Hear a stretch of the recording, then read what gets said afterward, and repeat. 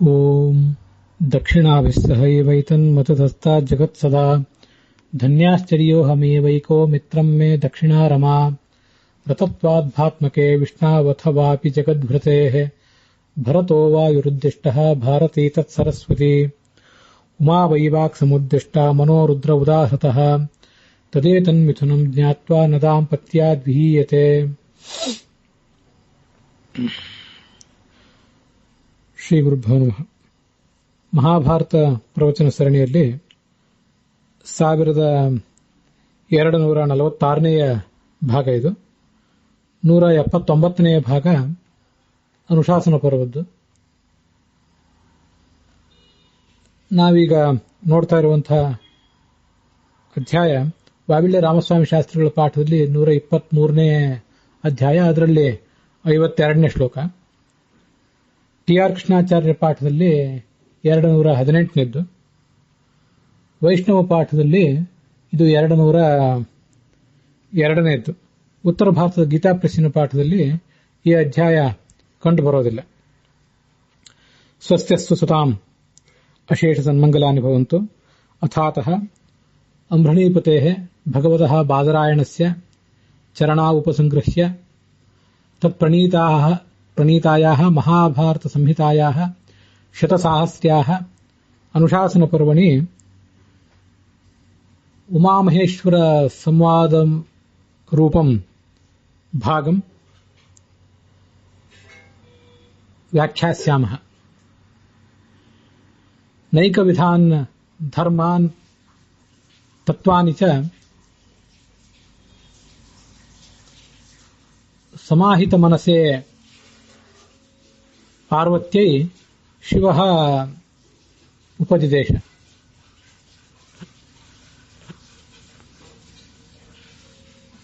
ಏನು ಶಿವ ಉಪದೇಶ ಮಾಡಿದ ಅಂತನ್ನೋದನ್ನ ಈಗ ನಾವು ಇವತ್ತಿನ ಅಧ್ಯಾಯದಲ್ಲಿ ನೋಡೋಣ. ಮನುಷ್ಯರ ತ್ರೈವಿಧ್ಯ, 3 ವಿಧವಾದಂತಹ ಮನುಷ್ಯರಿರ್ತಾರೆ ಅಂತನ್ನೋದನ್ನೆಲ್ಲ ಈ ಅಧ್ಯಾಯದಲ್ಲಿ ನಾವು ನೋಡೋರಿದ್ದೇವೆ. ಭಗವನ್ ದೇವದೇವೇಶ ತ್ರಕ್ಷ ವೃಷಭಧ್ವಜ. ಮನುಷ್ಯರು 3 ವಿಧವಾಗಿರುವುದು ಕಂಡು ಬರ್ತದೆ.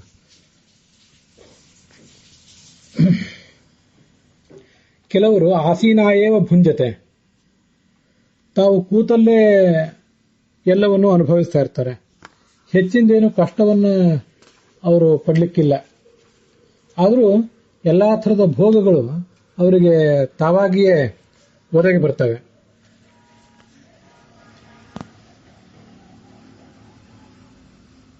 ಇನ್ನು ಕೆಲವರು ಬಹಳ ಕಷ್ಟಪಟ್ಟು ಆ ಭೋಗ ಸಾಮಗ್ರಿಗಳನ್ನೆಲ್ಲ ಅನುಭವಿಸಬೇಕಾಗ್ತದೆ. ಇನ್ನು ಕೆಲವರಿಗೆ ಯಾವುದೇ ಪ್ರಯತ್ನ ಮಾಡಿದರೂ ಕೂಡ ಆ ಭೋಗ ಭಾಗ್ಯಗಳು ಸಿಗೋದಿಲ್ಲ. ಇದೆಲ್ಲ ಯಾವ ಕರ್ಮ ವಿಪಾಕದಿಂದ ಇಂಥ ವ್ಯತ್ಯಾಸ ಆಗಲಿಕ್ಕೆ ಏನು ಕಾರಣ ಅನ್ನೋದನ್ನ ನೀನು ನನಗೆ ಹೇಳಬೇಕು. ಮಹಾಭಾಗಳೇ ಅಂತ ಹೇಳಲಿಕ್ಕೆ ತೊಡಗಿದ ಶಿವ ಪಾರ್ವತಿಗೆ. ಈ ಜಗತ್ತಿನಲ್ಲಿ ಕೆಲವು ಮನುಷ್ಯರು ದಾನ ಧರ್ಮ ಇತ್ಯಾದಿಗಳನ್ನ ಮಾಡ್ತಾರೆ. ಅವರು ಬೆಳಿಗ್ಗೆ ಹೋಗಿ ದಾನಾದಿಗಳನ್ನು ಮಾಡ್ತಾರೆ. ಅಂಥವರು ಮುಂದಿನ ಜನ್ಮದಲ್ಲಿ ಯಾವುದೇ ಪ್ರಯತ್ನ ಇಲ್ಲದೇನೆ ಭೋಗಗಳನ್ನೆಲ್ಲ ಅನುಭವಿಸ್ತಾರೆ. ಅಪರೇ ಏಚ ದಾನಾನಿ ದದತ್ಯೇವ ಪ್ರಯಾಚಿತಾ. ಮೊದಲನೆಯವರು ಯಾರು ಕೇಳದೆ ಹೋದರೂ ಕೂಡ ತಾವೇ ದಾನಗಳನ್ನು ಕೊಡ್ತಾರೆ. ಎರಡನೆಯವರು ಯಾರಾದರೂ ಕೇಳಿದಾಗ ಅವರಿಗೆ ದಾನವನ್ನು ಕೊಡ್ತಾರೆ. ಇದೊಂದು ವ್ಯತ್ಯಾಸ ಇದೆ ಈ ಮೊದಲನೇ ಗುಂಪಿಗೂ ಮತ್ತೆ ಎರಡನೇ ಗುಂಪಿಗೂ.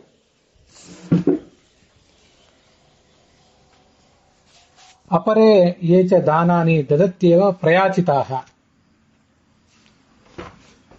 ತಾವಾಗಿಯೇ ತಿಳಿದು ದಾನ ಮಾಡುವವರಲ್ಲ ಇವರು. ಇಂಥವರು ಮುಂದಿನ ಜನ್ಮದಲ್ಲಿ ಬಹಳ ಶ್ರಮಪಟ್ಟು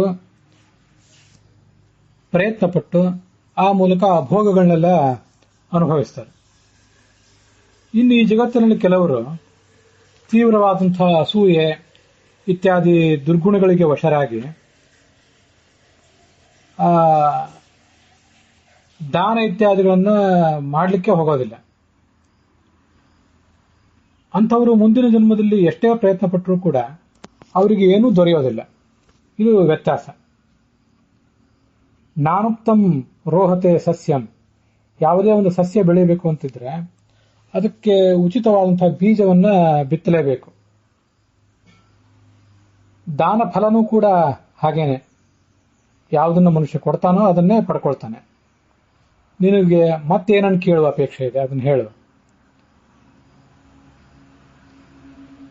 ಅದಕ್ಕೆ ಪಾರ್ವತಿ ಕೇಳಿದ್ಲು,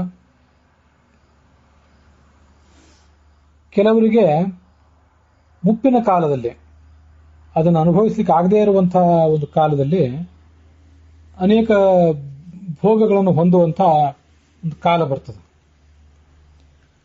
ಅನುಭವಿಸುವ ಶಕ್ತಿ ಇದ್ದಾಗ ಆ ಪದಾರ್ಥಗಳೆಲ್ಲ ಸಿಗೋದಿಲ್ಲ. ಅವರಿಗೆ ಇಂಥ ಒಂದು ಅವಸ್ಥೆ ಬರಲಿಕ್ಕೆ ಏನು ಕಾರಣ, ಅದನ್ನು ಹೇಳು. ಹಂತತೆ ಕಥಯಿಷ್ಯಾಮಿ, ಕೇಳು ಹೇಳ್ತೇನೆ ಅಂತ ಶಿವ ಹೇಳಲಿಕ್ಕೆ ತೊಡಗಿದ. ಬಹಳ ಧನ ಕೆಲವರಿಗಿದೆ, ಆದರೆ ಧರ್ಮ ಕಾರ್ಯವನ್ನು ಮಾಡುವುದನ್ನೇ ಮರೆತು,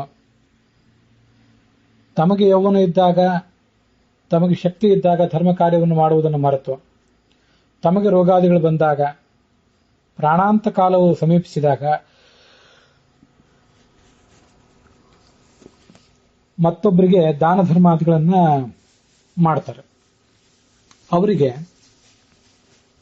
ತಾವು ಹಿಂದಿನ ಜನ್ಮದಲ್ಲಿ ಮರಣ ಕಾಲದಲ್ಲಿ ಇದೆಲ್ಲವನ್ನೂ ಅನುಭವಿಸಿದ್ದರಿಂದ, ತಮಗೆ ಕಷ್ಟ ಬಂದಾಗ ಎಚ್ಚರಗೊಂಡು ದಾನಾದಿಗಳನ್ನು ಕೊಟ್ಟದ್ರಿಂದ, ಇನ್ನೊಂದು ಜನ್ಮದಲ್ಲೂ ಕೂಡ ಅವರು ದುಃಖದಿಂದ ಕೂಡಿದವರಾಗಿ ಯೌವನ ಕಳೆದು ವಾರ್ಧಕ್ಯ ಬಂದಾಗಲೇ ಆ ಎಲ್ಲ ಭೋಗ ಪದಾರ್ಥಗಳನ್ನು ಹೊಂದುತ್ತಾರೆ. ಮತ್ತೆ ಪಾರ್ವತಿ ಕೇಳ್ತಾಳೆ, ಕೆಲವರಿಗೆ ಭೋಗ ಸಾಮಗ್ರಿಗಳಿವೆ, ಆದರೆ ರೋಗಗ್ರಸ್ತರಾಗಿಬಿಡ್ತಾರೆ, ಅನುಭವಿಸುವ ಶಕ್ತಿಯೇ ಇರೋದಿಲ್ಲ. ಇದು ಹಿಂದಿನ ಪ್ರಸಂಗದಲ್ಲಿ ರೋಗಗ್ರಸ್ತರಾಗಿರ್ತಾರೆ ಅಂತಿಲ್ಲ, ವಯಸ್ಸಾಗಿದೆ ಅನುಭವಿಸ್ಲಿಕ್ಕಾಗೋದಿಲ್ಲ ಅಂತ. ಈಗ ವ್ಯಾಧಿ ಪರಿಪ್ಲುತಾಹ, ವಯಸ್ಸಾಗಿದೆ ಅಂತಲ್ಲ, ವಯಸ್ಸಾಗದೆ ಹೋದ್ರೂ ಕೂಡ ಸಣ್ಣ ವಯಸ್ಸಿನಲ್ಲಿಯೇ ರೋಗಗ್ರಸ್ತರಾಗಿಬಿಡ್ತಾರೆ, ಅದು ಅನುಭವಿಸುವುದನ್ನ ಕಳ್ಕೊಂಡು ಬಿಡ್ತಾರೆ. ಇದಕ್ಕೇನು ಕಾರಣ? ಅದಕ್ಕೆ ಶಿವ ಹೇಳ್ತಾನೆ, ಕೆಲವರು ಅನೇಕ ತರದ ವ್ಯಾಧಿಗಳಿಂದ ಪೀಡಿತರಾಗಿ ತಮ್ಮ ಜೀವಮಾನದಲ್ಲಿ ಆಸೆಯನ್ನು ಕಳ್ಕೊಂಡು ಆಗ ದಾನಗಳನ್ನು ಮಾಡಲಿಕ್ಕೆ ಪ್ರಾರಂಭ ಮಾಡ್ತಾರೆ. ಇದು ಅಷ್ಟೇ, ವ್ಯಾಧಿಗಳಿಂದ ಪೀಡಿತರಾಗಿ ಎನ್ನುವುದು ವಾರ್ಧಕ್ಯ ಬಂದಾಗ ಅಂತೇನಲ್ಲ. ತಾವು ಯಾವ ಪ್ರಸಂಗದಲ್ಲೇ ಚಿಕ್ಕವರಿದ್ದಾಗ, ಮಧ್ಯ ವಯಸ್ಕರಲ್ಲಿ ಯಾವಾಗಾದರೂ ರೋಗಗಳು ಬಂದಾಗ ಬಹಳ ದುಃಖಪಟ್ಟು ದಾನಾದಿಗಳನ್ನು ಪ್ರಾರಂಭಿಸ್ತಾರೆ. ಅಂಥವರು ಮುಂದಿನ ಜನ್ಮದಲ್ಲಿ ವ್ಯಾಧಿಗ್ರಸ್ತರಾಗಿ ತಮಗೆಲ್ಲ ಪದಾರ್ಥಗಳಿದ್ರೂ ಕೂಡ ಅದನ್ನ ಅನುಭವಿಸುವಂತಹ ಅವಕಾಶವನ್ನು ಕಳ್ಕೋತಾರೆ.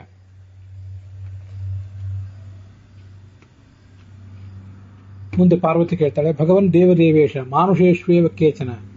ಕೆಲವರು ಈ ಜಗತ್ತಿನಲ್ಲಿ ಸುಂದರವಾದಂತಹ ರೂಪವುಳ್ಳವರಾಗಿದ್ದಾರೆ, ಅವರಿಗೆ ರೂಪ ಯಾವ ಕಾರಣದಿಂದ ಬರ್ತದೆ ಅದನ್ನು ಹೇಳು. ಅದಕ್ಕೆ ಶಿವ ಹೇಳಿದ, ಗತ ಜನ್ಮದಲ್ಲಿ ಲಜ್ಜಾಯುಕ್ತ, ಮಾನ ಮರ್ಯಾದೆಗಳಿಂದ ಕೂಡಿದವರಾಗಿ, ಕೇವಲ ನಾಚಿಕೆಯಿಂದ ಕೂಡಿದವರಾಗಿ ಅಂತ ಅರ್ಥ ಅಲ್ಲ, ಮಾನ ಮರ್ಯಾದೆಯಿಂದಾಗಿ ಕೂಡಿದವರಾಗಿ, ಯಾವತ್ತೂ ಜನರ ಜೊತೆಗೆ ಪ್ರಿಯವಾದನ್ನೇ ಮಾತನಾಡಿ, ಎಲ್ಲಾ ಕೆಲಸಗಳನ್ನು ದಕ್ಷತೆಯಿಂದ ನಿರ್ವಹಿಸಿ, ಜನರಿಗೆ ಪ್ರಿಯವಾದಂತಹ ಸ್ವಭಾವವನ್ನು ಅನುಸರಿಸಿಕೊಂಡು, ಮಾಂಸ ಭೋಜನವನ್ನು ಮಾಡದೇನೆ ಅಮಾಂಸ ಭೋಜನಶ್ಚೈವ.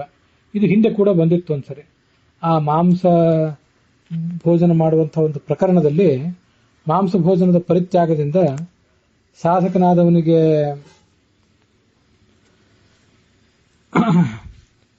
ಸುಂದರವಾದಂತಹ ರೂಪ ಬರ್ತದೆ, ಅಂತನ್ನುವಂಥ ಅಂಶ ಹಿಂದೆ ಕೂಡ ಬಂದಿತ್ತು. ಪ್ರಾಣಿ ದಯಾಯುಕ್ತರಾಗಿರ್ತಾರೆ, ಧರ್ಮಾದಿಗಳನ್ನು ಮಾಡ್ತಾರೆ, ವಸ್ತ್ರ ದಾನಾದಿಗಳನ್ನು ಮಾಡ್ತಾರೆ. ಭೂಮಿ ಶುದ್ಧಿಕರಾಹ ವಾಪಿ, ಭೂಶುದ್ಧಿಯನ್ನು ಮಾಡ್ಕೋತಾರೆ.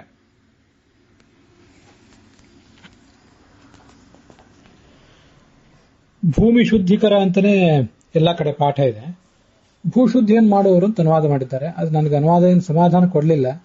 ಆದರೆ ಅದಕ್ಕಿಂತ ಹೆಚ್ಚಿನ ಅನುವಾದ ಏನು ಮಾಡಬೇಕು? ಭೂಮಿಯನ್ನು ಸ್ವಚ್ಛವಾಗಿ ಇಟ್ಕೋತಾರೆ, ಒಟ್ಟಿ ತಮ್ಮ ವಾಸಸ್ಥಳವನ್ನ ಅಥವಾ ನಾವು ಬದುಕಿರುವಂತಹ ಈ ಭೂಗೃಹವನ್ನ, ನಮ್ಮ ನೆಲವನ್ನ, ಮಣ್ಣನ್ನು ಶುದ್ಧವಾಗಿ ಇಡ್ತಾರೆ ಅಂತ ತಿಳ್ಕೋಬೇಕು ಏನೋ.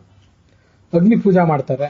ಇಂಥವರು ಮುಂದಿನ ಜನ್ಮದಲ್ಲಿ ಒಳ್ಳೆಯ ರೂಪವನ್ನ ಪಡ್ಕೋತಾರೆ ಮತ್ತು ಎಲ್ಲರಿಗೂ ಕೂಡ ಅವರು ಪ್ರಿಯರಾಗ್ತಾರೆ. ರೂಪೇಣ ಸ್ಪೃಹಣೀಯಾಸ್ತು ಭವಂತೇವ ನ ಸಂಶಯ. ಪಾರ್ವತಿ ಕೇಳ್ತಾಳೆ, ಕೆಲವರು ಕುರೂಪಿಗಳಾಗಿರ್ತಾರೆ, ಕುರೂಪಿಗಳಾಗಲಿಕ್ಕೆ ಅವ್ರಿಗೆ ಬರುವಂತ ಕಾರಣ ಏನು? ಅದಕ್ಕೆ ಶಿವ ಹೇಳ್ತಾನೆ, ಹಿಂದಿನ ಜನ್ಮದಲ್ಲಿ ಒಳ್ಳೆಯ ರೂಪವುಳ್ಳವರಾಗಿರ್ತಾರೆ, ಆದರೆ ದರ್ಪ ದುರಹಂಕಾರಗಳಿಂದ ಕುರೂಪಿಗಳಾದವರನ್ನ ನಿಂದಿಸಿದರೆ, ಅಂಥ ದೋಷದ ಕಾರಣದಿಂದಾಗಿ ಮತ್ತೆ ಪರರಿಗೆ ಉಪದ್ರವ ಮಾಡಿದ ಕಾರಣದಿಂದಾಗಿ, ಮಾಂಸಭಕ್ಷಣೆ ಮಾಡಿದ ಕಾರಣದಿಂದಾಗಿ, ಅಸೂಯ ಇತ್ಯಾದಿ ಕಾರಣದಿಂದಾಗಿ ಯಮಲೋಕದಲ್ಲಿ ನಾನಾ ಥರದ ಶಿಕ್ಷೆಗಳನ್ನು ಅನುಭವಿಸಿ ಮತ್ತೆ ಇಲ್ಲಿ ಹುಟ್ಟಿ ಬಂದಾಗ ಮನುಷ್ಯ ಜನ್ಮದಲ್ಲಿ ಅವರು ಕುರೂಪಿಗಳಾಗ್ತಾರೆ. ಮಾಂಸಭಕ್ಷಣದ ಬಗ್ಗೆ ಇಲ್ಲೇನು ಬಂತಲ್ಲ, ಕಾರಣವಿಲ್ಲದೆ, ಸರಿಯಾದ ವಿಧಿವಿಧಾನವಿಲ್ಲದೆ ಕೇವಲ ಹೊಟ್ಟೆ ಹೊರೆಯುವುದಕ್ಕಾಗಿ ಮಾಂಸಾಹಾರವನ್ನ ತಿಂದವರು ಅಂತ ಅದಕ್ಕೆ ಅರ್ಥ ಮಾಡ್ಕೊಳ್ಬೇಕು. ಅದಿಲ್ಲದೆ ಹೋದ್ರೆ ಮಾಂಸಾಹಾರವನ್ನು ತಿನ್ನುವುದು ದೋಷಕರ ಏನಲ್ಲ, ಅದು ನಮಗೆ ಗೊತ್ತಿರಬೇಕು. ಪಾರ್ವತಿ ಕೇಳ್ತಾಳೆ, ಕೆಲವರಿಗೆ ರೂಪ ಮತ್ತೆ ಸಂಪತ್ತು ಇತ್ಯಾದಿಗಳು ಇಲ್ಲದೇ ಇರಬಹುದು, ರೂಪಭೋಗ ವಿಹೀನಾಶ್ಚ, ಆದರೆ ಎಲ್ಲ ಥರದ ಸೌಭಾಗ್ಯ ಅವರಿಗೆ ಸಿಕ್ಕಿರ್ತದೆ. ಸ್ತ್ರೀಯರಿಗೆ ಪ್ರಿಯರಾಗಿ ಕಂಡು ಬರ್ತಾರೆ, ಅಂಥವರನ್ನ ಸ್ತ್ರೀಯರು ಕಾಮಿಸಿ ಅಪೇಕ್ಷಿಸಿ ಸುಖ ಪಡುವಂತಹ ಅವಕಾಶನೂ ಅವರಿಗೆ ದೊರೆತಿರ್ತದೆ. ಇದಕ್ಕೇನು ಕಾರಣ? ಅಂಥ ಏನು ಸುಂದರವಾದಂತಹ ರೂಪ ತಮಗಿಲ್ಲದೆ ಹೋಗ್ಬೋದು, ತಮಗಂತಹ ಐಶ್ವರ್ಯ ಇಲ್ಲದೆ ಹೋಗ್ಬೋದು, ಅದಕ್ಕೇನು ಕಾರಣ? ಅದಕ್ಕೆ ಶಿವ ಹೇಳ್ತಾನೆ, ಹಿಂದಿನ ಜನ್ಮದಲ್ಲಿ ಪ್ರಿಯವಾದಂತಹ ಸ್ವಭಾವವನ್ನು ಹೊಂದಿದವರು, ಸೌಮ್ಯವಾದ ಸ್ವಭಾವ ಇದ್ದವರು, ತಮ್ಮ ತಮ್ಮ ಪತ್ನಿಯರಲ್ಲೇ ತೃಪ್ತರಾದವರು, ದಾಕ್ಷಿಣ್ಯೇನೇವ ವರ್ತಂತೆ ಪ್ರಮದಾಸು ಅಪ್ರಿಯಾಸ್ವಪಿ, ಅನೇಕ ಪತ್ನಿಯರಲ್ಲಿ ಸಮಾನವಾಗಿ ನಡ್ಕೊಂಡಿರ್ತಾರೆ. ಮತ್ತೆ ಬೇರೆ ಕೆಲವು ಜನ ಅಪ್ರಿಯರಾದ ಸ್ತ್ರೀಯರ ಬಗ್ಗೆಯೂ ಕೂಡ ಸೌಜನ್ಯದಿಂದ ನಡ್ಕೊಂಡಿರ್ತಾರೆ.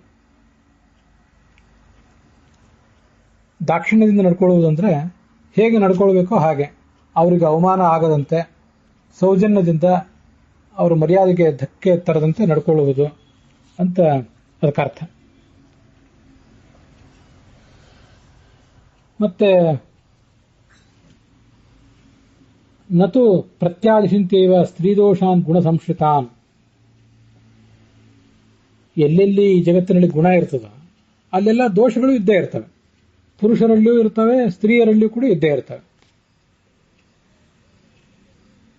ಗುಣಗಳ ಜೊತೆಗಳಲ್ಲಿ ಆ ಸ್ತ್ರೀ ದೋಷಗಳು ಕೂಡ ಆ ಸ್ತ್ರೀಯರಲ್ಲಿದ್ದರೆ ಅವುಗಳನ್ನು ಎತ್ತಿ ಆಡುವುದಿಲ್ಲವೋ ಯಾರೋ, ಎಲ್ಲರಿಗೂ ಭಕ್ಷ್ಯ ಭೋಜ್ಯಾದಿ ದಾನ ಮಾಡಿದ್ದಾರೋ ಅಂಥವರು ಇನ್ನೊಂದು ಜನ್ಮದಲ್ಲಿ ಮಾನುಷ ಯುಕ್ತ ಸಮಾಚಾರ ಪುನರ್ಜನ್ಮನಿ ಮಾನುಷಾಸ್ತೆ ಭವಂತೇವ ಸತತಂ ಸುಭಗಾಹ ಭೃಶಂ, ಅಂಥವರು ಸುಭಗರಾಗ್ತಾರೆ. ಇಲ್ಲಿ ಸುಭಗಾಹ ಅಂತ ಶಬ್ದ ಇದೆಯಲ್ಲ, ನೋಡ್ಲಿಕ್ಕೆ ತುಂಬಾ ಸುಂದರರಾಗ್ತಾರೆ ಅಂತ ಅನುವಾದ ಮಾಡಿದ್ದಾರೆ. ಅದು ಸರಿಯಲ್ಲ, ಸೌಭಾಗ್ಯಶಾಲಿಗಳಾಗ್ತಾರೆ ಅಂತ ಅರ್ಥ. ಯಾಕೆಂದ್ರೆ ಈ ಪ್ರಶ್ನೆ ಮಾಡುವಾಗ ಆ 35ನೇ ಶ್ಲೋಕದಲ್ಲಿ ರೂಪಭೋಗ ವಿಹೀನಾಶ್ಚ, ಸುಂದರವಾದ ರೂಪ ಏನಿಲ್ಲ, ಆದರೂ ಅವರ ಬಳಿಗೆ ಸ್ತ್ರೀಯರು ಬರ್ತಾರೆ ಅಥವಾ ಅನೇಕ ಬಾರಿ ಬಹುಪತ್ನೀಕರಾಗಿ ಅಂತ ಒಂದು ವೈಭವದ ಜೀವನವನ್ನು, ಸುಖದ ಜೀವನವನ್ನು ಕೂಡ ನಡೆಸ್ತಾರೆ ಅಂತ ಹೀಗೆ ಅರ್ಥ. ಆದ್ರಿಂದ ಸುಭಗಾಹ ಅನ್ನೋ ಶಬ್ದಕ್ಕೆ ಸೌಭಾಗ್ಯವುಳ್ಳವರು ಅಂತ ಹೀಗೆ ಅರ್ಥವೇ ಹೊರತು ಸೌಂದರ್ಯವುಳ್ಳವರು ಅಂತ ಹೀಗೆ ಅರ್ಥ ಅಲ್ಲ. ಹಿಂದಿನ 35ನೇ ಶ್ಲೋಕಕ್ಕನುಸಾರವಾಗಿ 39ನೇ ಶ್ಲೋಕವನ್ನು ವ್ಯಾಖ್ಯಾನಿಸ್ಕೋಬೇಕು. ದುರ್ಭಗಾಹ ಸಂಪ್ರದುಷ್ಯಂತೆ, ಕೆಲವರು ಧನಾಢ್ಯರಾಗಿರ್ತಾರೆ, ಬೇಕಾದಷ್ಟು ಭೋಗ ಪದಾರ್ಥಗಳು ವೈಭವ ಅವರಿಗೆಲ್ಲ ಇರ್ತದೆ.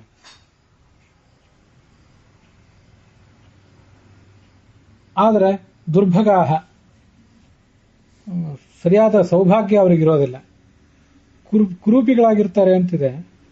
ಅದು ಅನುವಾದದ ಬಗ್ಗೆ ನನಗೆ ಸ್ವಲ್ಪ ಗುಮಾನಿ ಇದೆ, ಅದನ್ನ ಮುಂದೆ ನೋಡೋಣ. ಭೋಗ ಭಾಗ್ಯಗಳಿದೆ, ಆದರೆ ಅದನ್ನು ಅನುಭವಿಸುವಂತಹ ಸೌಭಾಗ್ಯವಿಲ್ಲ ಅಂತ ಈಗ ಅರ್ಥ ಮಾಡ್ಕೋಬೇಕೋ ಏನೋ, ಅದಕ್ಕೆ ನೋಡೋಣ. ತದಹಂತೆ ಸಂಪ್ರವಕ್ಷ್ಯಾಮಿ, ಹಿಂದಿನ ಜನ್ಮದಲ್ಲಿ ತಮ್ಮ ಪತ್ನಿಯರನ್ನ ಕೈ ಹಿಡಿದ ಹೆಂಡತಿಯನ್ನ ಸರಿಯಾಗಿ ನಡೆಸಿಕೊಳ್ಳದೆ ಮರ್ಯಾದೆ, ಭಯ ಇತ್ಯಾದಿಗಳನ್ನು ಬಿಟ್ಟು ಸ್ವೇಚ್ಛಾಚಾರಿಗಳಾಗಿ ವ್ಯಭಿಚಾರಿಗಳಾಗಿ ಬದುಕ್ತಾರೋ, ತಮ್ಮ ಮನಸ್ಸಿನಿಂದ, ವಾಣಿಯಿಂದ, ಕ್ರಿಯೆಗಳಿಂದ ಇನ್ನೊಬ್ಬರಿಗೆ ಅಪ್ರಿಯವಾಗುವಂತೆ ನಡ್ಕೊಳ್ತಾರೋ, ಯಾರಿಗೂ ರಕ್ಷಣೆ ಕೊಡದೆ, ಅನ್ನವನ್ನು ಕೊಡದೆ, ನಿರಾಶ್ರಯ ನಿರಣ್ಯಾದ್ಯಾ ಸ್ತ್ರೀಣಾಂ ಹೃದಯ ಕೋಪನಾಹ, ಆ ಸ್ತ್ರೀಯರಿಗೆ ಕೋಪ ಬರುವಂತೆ ವರ್ತನೆ ಮಾಡಿದ್ದಾರೋ, ಅಂತಹ ಅನಾಚಾರದಿಂದ ಕೂಡಿದವರು ದುರ್ಭಗಾಸ್ತು ಭವಂತೇವ ಸ್ತ್ರೀಣಾಂ ಹೃದಯ ವಿಪ್ರವಾಹ. ದುರ್ಭಗ ಅಂತಾನೆ ಮತ್ತಿಲ್ಲಿ ಶಬ್ದ ಇದೆ, ಅದಕ್ಕೂ ಕೂಡ ಸುಂದರರ ಅಲ್ಲ ಅಂತ ಅರ್ಥ ಅಲ್ಲ, ದೌರ್ಭಾಗ್ಯವುಳ್ಳವರು ಅಂತ ಹೀಗೆ ಅರ್ಥ ಮಾಡೋದೇ ಯೋಗ್ಯವಾಗಿ ನನಗೆ ಕಾಣಿಸ್ತದೆ. ಸ್ತ್ರೀಣಾಂ ಹೃದಯ ವಿಪ್ರಿಯಾ, ಅದಕ್ಕಾಗಿ ಸ್ತ್ರೀಯರಿಗೆ ಅವರು ಅಪ್ರಿಯರು ಕೂಡ ಆಗಿಬಿಡ್ತಾರೆ. ನಾಸ್ತಿ ತೇಷಾಂ ರತಿಸುಖಂ ಸ್ವದಾರೇಶ್ವಪಿ ಕಿಂಚನ, ತಮ್ಮ ಕೈ ಹಿಡಿದ ಪತ್ನಿಯರಲ್ಲೂ ಕೂಡ ಅವರಿಗೆ ದಾಂಪತ್ಯ ಸುಖ ಸಿಗುವುದು ಕಷ್ಟ ಆಗ್ತದೆ. ಮನುಷ್ಯ, ಇದು ನಾವು ತಿಳ್ಕೊಳ್ಬೇಕಾದ್ದೇನು ಇದರಲ್ಲಿ, ಮನುಷ್ಯ ತನ್ನ ಸಂಪರ್ಕಕ್ಕೆ ಬಂದವರು, ಅವರು ಸ್ತ್ರೀಯರೇ ಆಗಲಿ ಪುರುಷರೇ ಆಗಲಿ, ಅವ್ರ ಜೊತೆಗೆ ಸರಿಯಾಗಿ ನಡ್ಕೊಳ್ಬೇಕು, ಅವನ ಕರ್ತವ್ಯ ಅದು. ಯಾರಿಗೂ ಕೂಡ ಮನಸ್ಸು ನೋಯುವಂತೆ ಮಾತನಾಡಬಾರದು, ಮನಸ್ಸು ನೋಯುವಂತೆ ತನ್ನ ವರ್ತನೆ ಇರಬಾರದು. ಅಂಥ ನಮ್ಮೆಲ್ಲ ವರ್ತನೆಗಳು ಕೂಡ ಮುಂದಿನ ಜನ್ಮದಲ್ಲಿ ಸರಿಯಾದ ಸಮಯದಲ್ಲಿ ಫಲ ಕೊಡುತ್ತವೆ. ಇದನ್ನು ಹಿಂದೆ ಶಾಂತಿ ಪರ್ವದಲ್ಲಿ ನಾವು ನೋಡಿದ್ದೇವೆ. ಯಸ್ಯಾಂ ಅವಸ್ಥಾಯಾಂ ಯಾನಿ ಯಾನಿ ಕರ್ಮಾಣಿ ಕುರುತೆ, ಯಾವ್ಯಾವ ಅವಸ್ಥೆಯಲ್ಲಿ ಯಾವ್ಯಾವ ಕರ್ಮಗಳನ್ನ ಮನುಷ್ಯ ಮಾಡ್ತಾನೋ, ತಸ್ಯಾಂ ಅವಸ್ಥಾಯಾಂ, ಸರಿಯಾಗಿ ಅಂಥದೇ ಅವಸ್ಥೆಯಲ್ಲಿ ಅವನಿಗೆ ಅದರಿಂದ ಆಗಬೇಕಾದಂಥ ದುಷ್ಪರಿಣಾಮಗಳು, ದುಷ್ಫಲಗಳು ಸಿಗ್ತವೆ ಅಂತ ಶಾಸ್ತ್ರ ವರ್ಣಿಸ್ತದೆ. ಆದ್ರಿಂದ ಇಲ್ಲೆಲ್ಲ ಬಂದಿರುವಂತಹ ಸ್ತ್ರೀಯರಿಗೆ ಪ್ರಿಯರಾಗುವುದು, ಸ್ತ್ರೀಯರಿಗೆ ಅಪ್ರಿಯರಾಗುವುದು ಅಂತೇನು ಶಬ್ದ ಬಂತಲ್ಲ, ಅಥವಾ ಪುರುಷರಿಗೆ ಪ್ರಿಯರಾಗುವುದು, ಪುರುಷರಿಗೆ ಅಪ್ರಿಯರಾಗುವುದು ಅಂತೆಲ್ಲ ಅಂಥ ಒಂದು ಪ್ರಸಂಗ ಬಂದರೂ ಕೂಡ ಅದಕ್ಕೆ ಸ್ತ್ರೀಯರಿಗೆ ಪ್ರಿಯರಾಗುವುದು ಅಂತಂದ್ರೆ ಅದಕ್ಕೊಂದು ಬೇರೆ ಏನೋ ಅರ್ಥವನ್ನು ನಾವು ಕಲ್ಪಿಸಬೇಕಾಗಿಲ್ಲ.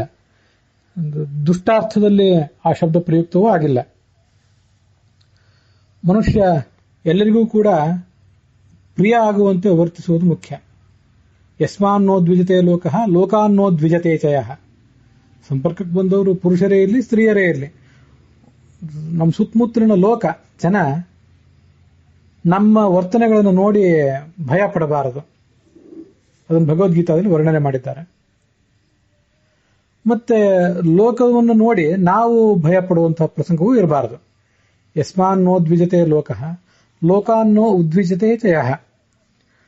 ನಮ್ಮ ದುಷ್ಟ ಸ್ವಭಾವಗಳಿಂದಾಗಿ, ನಮ್ಮ ಸ್ವಭಾವದ ವ್ಯತ್ಯಾಸದಿಂದಾಗಿ ನಾವು ಅನವಶ್ಯಕವಾಗಿ ಇನ್ನೊಬ್ಬರಿಂದ ಭಯ ಪಡುವಂತಹ ಸ್ಥಿತಿಯೂ ಇರಬಾರದು.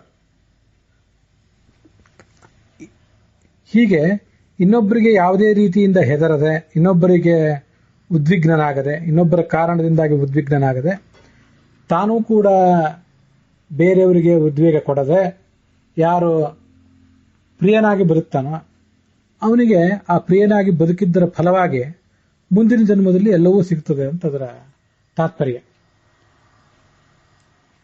ಉಮಾ ಕೇಳ್ತಾಳೆ, ಮನುಷ್ಯರಲ್ಲಿ ಕೆಲವರು ಜ್ಞಾನ ವಿಜ್ಞಾನ ಸಂಪನ್ನರಾಗಿದ್ದಾರೆ, ಕೆಲವರು ಬುದ್ಧಿವಂತರಾಗಿರ್ತಾರೆ, ಅವರೇ ದಕ್ಷರಾಗಿಯೂ ಇರ್ತಾರೆ. ಇನ್ನು ಕೆಲವರಿಗೆ ಎಷ್ಟೇ ಪ್ರಯತ್ನ ಪಟ್ಟರೂ ಕೂಡ ದುರ್ಗತ ಕಷ್ಟಪಡ್ತಾ ಇರ್ತಾರೆ.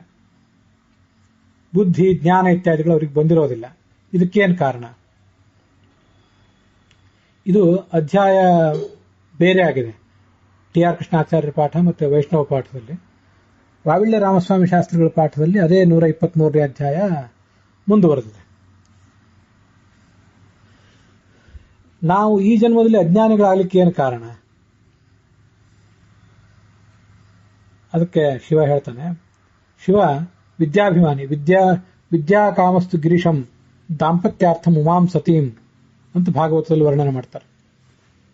ಇವತ್ತಿನ ಪ್ರವಚನದ ಆರಂಭದಲ್ಲಿ ಮಂಗಲಾಚರಣೆಗಾಗಿ ನಾನು ಬಳಸಿಕೊಂಡಂತಹ 3 ಶ್ಲೋಕಗಳನ್ನು ತಾವು ಗಮನಿಸಬೇಕು. ದಕ್ಷಿಣಾಭಿಸ್ಸಹೈವೈತತ ಅಂಥೇಳಿ ಪರಮಾತ್ಮ ಮತ್ತು ಲಕ್ಷ್ಮಿಯರ ಕುರಿತಾಗಿ ಒಂದು ಮಂಗಲಾಚರಣೆಯನ್ನು ಹೇಳಿದೆ. ಲಕ್ಷ್ಮೀದೇವಿ ಪರಮಾತ್ಮನ ಎಡಭಾಗದಲ್ಲಿ ಏಕಾಕಾರಳಾಗಿ ಅರ್ಧನಾರಿ ನರ ರೂಪರಾಗಿ ಅವರಿಬ್ಬರು ಕೂತಿರ್ತಾರೆ. ಅದನ್ನು ವರ್ಣನೆ ಮಾಡುವಂಥ ಶ್ಲೋಕನೇ ದಕ್ಷಿಣಾಭಿಸ್ಸಹೈವೈತತ ಅಂತ ಶ್ಲೋಕ. ದಕ್ಷೇ ಇನಃ ಯಸ್ಯಾಸ, ಲಕ್ಷ್ಮೀದೇವಿಗೆ ಬಲಭಾಗದಲ್ಲಿ ತನ್ನ ಪ್ರಿಯತಮನಾದಂತಹ ನಾರಾಯಣ ಇದ್ದಾನೆ, ಎಡಭಾಗದಲ್ಲಿ ಅವಳಿದ್ದಾಳೆ. ಅದರಿಂದ ಅವಳಿಗೆ ದಕ್ಷಿಣ ಅಂತ ಹೀಗೆ ಹೇಳ್ತಾರೆ. ಅವಳ ಕುರಿತಾದ ಸ್ತೋತ್ರವನ್ನ ಮೊದಲು ನೋಡಿದೆವು. ಭರತ ರಥೋ ಭಾನಾತ್ಮಕೆ ಯಸ್ಮಾತ್ ಅಥವಾಪಿ ಜಗದ್ಭೃತೆ, ಜ್ಞಾನಸ್ವರೂಪನಾದ ಭಗವಂತನಲ್ಲಿ ರಥ ಅಥವಾ ಜಗತ್ತನ್ನು ಧರಿಸಿದವನು. ಭರತೋ ವಾಯುರುದ್ದಿಷ್ಟ, ಭರತ ಎಂಬ ಶಬ್ದದಿಂದ ಆ ಮುಖ್ಯ ಪ್ರಾಣನನ್ನು ಹೇಳ್ತಾರೆ. ಭಾರತಿ ತತ್ ಸರಸ್ವತಿ, ಅವನ ಸರಸ್ವತಿ, ಅವನ ಪತ್ನಿಯಾದಂತಹ ಭಾರತೀ ದೇವಿಗೆ ಭಾರತಿ ಅಂತ ಹೆಸರಿದೆ. ಶ್ರಾವಣದ ಶುಕ್ರವಾರದ ದಿವಸವಾದ್ದರಿಂದ ನಾನು ಆ ದಾಂಪತ್ಯದ ವರ್ಣನೆಗಳನ್ನು ಮಾಡುವಂಥ ಪರಮಾತ್ಮ ಲಕ್ಷ್ಮೀನಾರಾಯಣರ ಮುಖ್ಯ ಪ್ರಾಣ ಮತ್ತು ಭಾರತೀಯರ ಬ್ರಹ್ಮ ಸರಸ್ವತಿಯರ ದಾಂಪತ್ಯವನ್ನು ವರ್ಣನೆ ಮಾಡುವ ಹಾಗೆ ಉಮಾವೈವಾಕ್ ಸಮುದ್ದಿಷ್ಟ ಮನೋರುದ್ರ ಉದಾಹೃತ ತದೇತನ್ ಮಿಥುನಂ ಜ್ಞಾತ್ವ ನದಾಂಪತ್ಯ ದ್ವಿಹೀಯತೆ. ಉಮಾ ಅಂದ್ರೆ ಅವಳು ವಾಕಿನ ಅಭಿಮಾನಿನಿ ದೇವತೆ, ಮನೋಭಿಮಾನಿ ರುದ್ರ. ಅದಲ್ಲದೆ ವಿದ್ಯಾಕಾಮಸ್ತು ಗಿರೀಶಂ, ವಿದ್ಯಾಕ್ಕೆ ಅಭಿಮಾನಿಯಾದವನು, ವಿದ್ಯೆಯನ್ನು ಬಯಸುವವನು ರುದ್ರನನ್ನ ಶರಣ ಹೋಗಬೇಕು. ದಾಂಪತ್ಯಾರ್ಥ ಮುಮಾಂಸತಿ, ಸುಖಕರವಾದಂತಹ ದಾಂಪತ್ಯ ಬೇಕು ಅಂತಿದ್ರೆ ಪಾರ್ವತಿಯನ್ನು ಉಪಾಸಿಸಬೇಕು ಅಂತ ಶಾಸ್ತ್ರದಲ್ಲಿ ವರ್ಣನೆ ಮಾಡಿದ್ದಾರೆ. ಅದಕ್ಕಾಗಿ ವಾಂಗ್ಮನೋ ದೇವತೆಗಳಾದಂತಹ ಶಿವಪಾರ್ವತಿಯರ ಆ ಶ್ಲೋಕವನ್ನು ಕೂಡ ಹೇಳಿದೆ. ಇಲ್ಲಿ ಎಲ್ಲ ಕಡೆ ಕೂಡ ಆ ದಾಂಪತ್ಯ ಸೌಭಾಗ್ಯ ಇತ್ಯಾದಿಗಳು ಆ ಉಮಾದೇವಿಯ ಪ್ರಶ್ನ ಮತ್ತು ಶಿವನ ಮಾತಿನಲ್ಲಿ ಪ್ರತಿಬಿಂಬಿತ ಆಗಿರುವುದನ್ನು ನಾವು ಅದನ್ನು ನೋಡಿದ್ದೇವೆ. ಶಿವ ಶರೀರ ಪುರುಷ, ಶರೀರದ ಅಭಿಮಾನಿ ಅವನು, ಶರೀರ ಪುರುಷ. ಚತ್ವಾರ ಪುರುಷ ಇತಿ ಬಾಧ್ವಃ ಅಂತ ಐತರೇಯ ಉಪನಿಷತ್ತಿನಲ್ಲಿ ಅವನನ್ನ ಶರೀರ ಪುರುಷ ಅಂತ ಹೇಳ್ತಾರೆ. ಲಿಂಗಾಭಿಮಾನಿ ಅಂತ ಕೂಡ ಅವನನ್ನ ಹೇಳಿದ್ದಾರೆ. ವಿಶೇಷವಾಗಿ ಮನೋಭಿಮಾನಿ ಹೌದು, ನಮಗೆ ಮನನ ಮಾಡಿಸುವಂಥವನು. ವೃದ್ಧಸ್ತು ಮನನಾಖ್ಯಂಚ, ತಾಂತ್ರಿಕೆ ಶೇಷರುದ್ರೌಚ. ತಂತ್ರಗ್ರಂಥಗಳನ್ನು, ಪೌರುಷೇಯ ಗ್ರಂಥಗಳನ್ನು ಅಧ್ಯಯನ ಮಾಡಬೇಕಾದಂತಹ ಶ್ರದ್ಧಾವನ್ನು ನಮಗೆ ಕೊಡಬೇಕಾದವನು ಶಿವ. ಸ್ಥಿರಸ್ಮೃತ್ಯಭಿಮಾನಿ ಚ ಶಿವ, ಸ್ಥಿರವಾದ ಸ್ಮರಣೆ, ಅಧ್ಯಯನ ಮಾಡಿದ್ದು ಮುಂದೆ ನಮ್ಗೆ ಉಪಯೋಗ ಆಗಲಿಕ್ಕೆ, ವಿಮರ್ಶೆಗೆ ಇತ್ಯಾದಿಗೆ ಎಲ್ಲದಕ್ಕೂ ಬೇಕಾದದ್ದು ಸ್ಥಿರವಾದ ಸ್ಮರಣೆ, ಅದನ್ನು ಕೊಡುವಂಥವನು ಶಿವ. ಅದಕ್ಕಾಗಿ ಅವನ ಕುರಿತಾದಂತಹ ನಾಮಸ್ಮರಣವನ್ನು ಕೂಡ ನಾವು ಮಾಡಿದ್ದೇವೆ.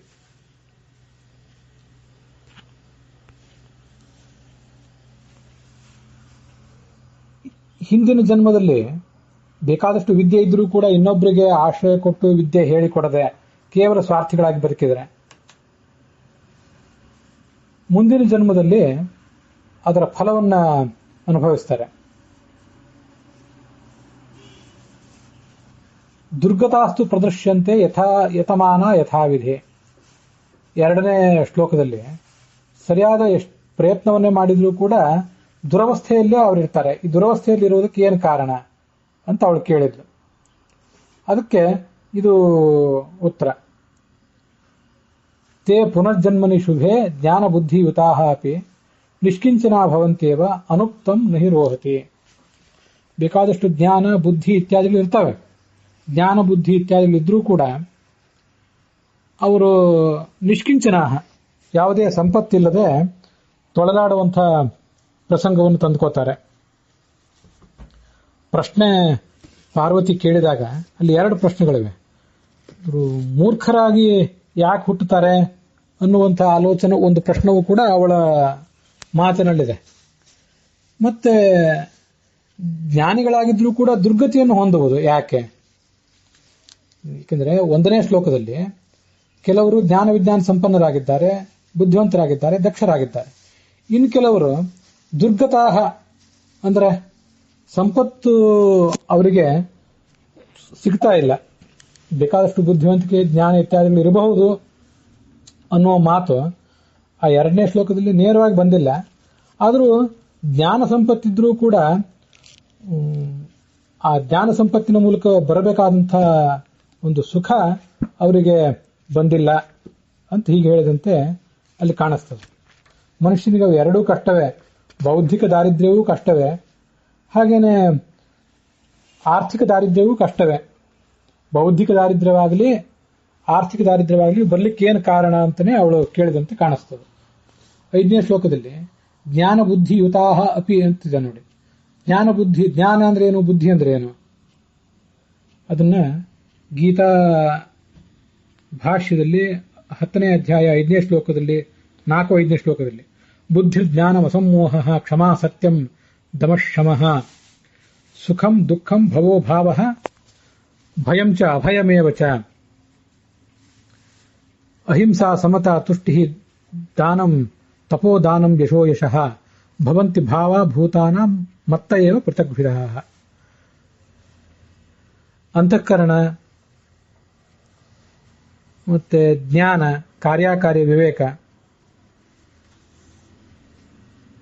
ಅಕಾರ್ಯವನ್ನ ಮಾಡದೇ ಇರುವುದು, ಭ್ರಮ ಇಲ್ಲದೆ ಇರುವುದು, ಸಹನ ಗುಣ, ಸರಿಯಾಗಿ ತಿಳಿದು ಅನುಷ್ಠಾನ ಮಾಡುವಂತಹ ಒಂದು ಪ್ರವೃತ್ತಿ, ಇಂದ್ರಿಯಗಳ ಮೇಲಿನ ಹತೋಟಿ, ಸುಖ ದುಃಖ, ವೈರಾಗ್ಯ ಎಲ್ಲವೂ ಕೂಡ ಬರೋದು ಯಾರಿಂದ? ದಾನಂ ಅಂತಿದೆ ನೋಡಿ. ಈ 10ನೇ ಅಧ್ಯಾಯದ 4 ಮತ್ತು 5ನೇ ಶ್ಲೋಕಗಳಲ್ಲಿ ಏನು ವಿಷಯ ಬಂದಿದೆ, ಮನುಷ್ಯ ಒಬ್ಬ ಜೀವಮಾನದಲ್ಲಿ ಏನೇನನ್ನು ಮಾಡಬಹುದೋ ಅದೆಲ್ಲವೂ ಕೂಡ ಅಲ್ಲಿ ಬಂದಿದೆ. ಆತ ಮಾಡಬೇಕಾದಂತಹ ಧರ್ಮ ಕಾರ್ಯಗಳು ಇತ್ಯಾದಿಗಳ ಬಗ್ಗೆನೂ ಅಲ್ಲಿ ಬಂತು. ಅನೇಕ ಜನರಿಗೆ ಆ ಏನೊಂದು ದುಃಖ ಭಯ ಇವೆಲ್ಲ ಬರ್ತಾವೋ ಅವು ಬಂತು. ಬುದ್ಧಿ ಜ್ಞಾನ ಸದ್ಗುಣಗಳು ಅವು ಬಂದಿವೆ. ಆ ಬುದ್ಧಿ ಅಂದ್ರೆ ಏನು, ಜ್ಞಾನ ಅಂದ್ರೆ ಏನು? ಕಾರ್ಯಕಾರಿ ನಿಶ್ಚಯ ಬುದ್ಧಿ, ಜ್ಞಾನಂ ಪ್ರತೀತಿ. ಜ್ಞಾನಂ ಪ್ರತೀತಿರ್ಬುದ್ಧಿಸ್ತು ಕಾರ್ಯಕಾರಿ ವಿನಿಶ್ಚಯ ಇತಿ ಅಭಿಧಾನಂ. ಒಂದು ವಸ್ತುವಿನ ಬಗ್ಗೆ ಜ್ಞಾನ ಏನು ಬರ್ತದಲ್ಲ, ವಸ್ತುವನ್ನು ತಿಳ್ಕೊಳ್ಳೋದು. ಇದು ಘಟ, ಇದು ಪಟ, ಇದು ಧನ, ಇದು ಹಾವು ಅಂತ ಹೀಗೆ ವಸ್ತುಗಳನ್ನು ಹೇಗಿದ್ದಂತೆ ತಿಳ್ಕೊಳ್ಳುವುದೇನಿದೆಯಲ್ಲ ಅದಕ್ಕೆ ಬುದ್ಧಿ ಅಂತ ಕರೀತಾರೆ. ಅದಕ್ಕೆ ಜ್ಞಾನ ಅಂತ ಕರೀತಾರೆ. ನಾಲೆಜ್ ಅಷ್ಟೇ ಅದು. ಈ ಜ್ಞಾನ, ಪ್ರತೀತಿ, ನಾಲೆಜ್ ಇದನ್ನೆಲ್ಲವನ್ನು ಸಮಾನವಾದ ಅರ್ಥವುಳ್ಳದ್ದು ಅಂತ ನಾವು ತಿಳ್ಕೊಳ್ಬಹುದು. ಇನ್ನು ಪ್ರತೀತಿ ಅಂತಿದೆಯಲ್ಲ, ಪ್ರತೀತಿ ಅಂತಂದ್ರೆ ಬುದ್ಧಿ. ಬುದ್ಧಿ ಅಂತಿದೆ. ಜ್ಞಾನ ಅಂದ್ರೆ ಪ್ರತೀತಿ, ಬುದ್ಧಿ ಅಂದ್ರೆ ಕಾರ್ಯಕಾರ್ಯ ನಿಶ್ಚಯ. ನಾನು ಹೇಳುವಾಗ ಸ್ವಲ್ಪ ಗೊಂದಲ ಮಾಡಿಕೊಂಡೆ, ಮತ್ತೊಂದ್ಸರಿ ಗಮನಿಸಿ. ಜ್ಞಾನ ಬುದ್ಧಿ ಇವೆರಡರ ವ್ಯತ್ಯಾಸವನ್ನು ಇಲ್ಲಿ ಹೇಳಲಿಕ್ಕೆ ಹೊರಟಿದ್ದಾರೆ. ಜ್ಞಾನ ಪ್ರತೀತಿ ಮತ್ತೆ ನಾಲೆಜ್ ಇವೆಲ್ಲವೂ ಕೂಡ ಒಂದೇ. ಆ ವಸ್ತುವನ್ನು ಹೇಗಿದೆ ಹಾಗೆ ತಿಳ್ಕೊಳ್ಳುವುದಷ್ಟೇ. ಬುದ್ಧಿ ಅಂದ್ರೆ ಯಾವುದು ತಪ್ಪು ಯಾವುದು ಸರಿ, ಯಾವುದನ್ನು ಮಾಡಬೇಕು ಯಾವುದನ್ನು ಮಾಡಬಾರದು ಅನ್ನೋದ್ರ ಬಗ್ಗೆ ನಮಗಿರುವಂತಹ ಒಂದು ನಿರ್ಣಯ, ಇದನ್ನ ಬುದ್ಧಿ ಅಂತ ಕರೀತಾರೆ. ಇವ್ರಿಗೆ ಬುದ್ಧಿನೇ ಇಲ್ಲ ಅಂತ ಹೀಗೆ ಬೈದಿದ್ರೆ ಅದಕ್ಕೆ ಅರ್ಥ ಏನು? ಏನ್ ಮಾಡಬೇಕು ಏನ್ ಮಾಡಬಾರದು ಅನ್ನೋದು ಅವ್ರಿಗೆ ತಿಳಿದಿಲ್ಲ ಅಂತ ಹೀಗಾದ್ರ ಅರ್ಥ.